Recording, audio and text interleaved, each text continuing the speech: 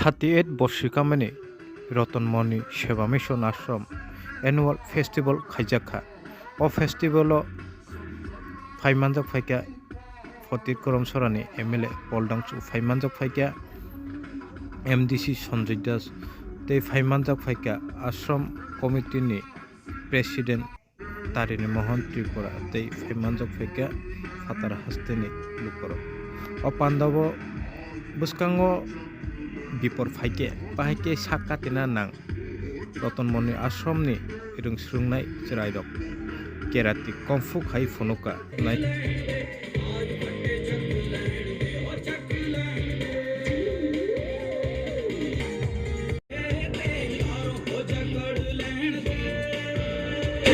आज भट्टे चक्र लैंड दे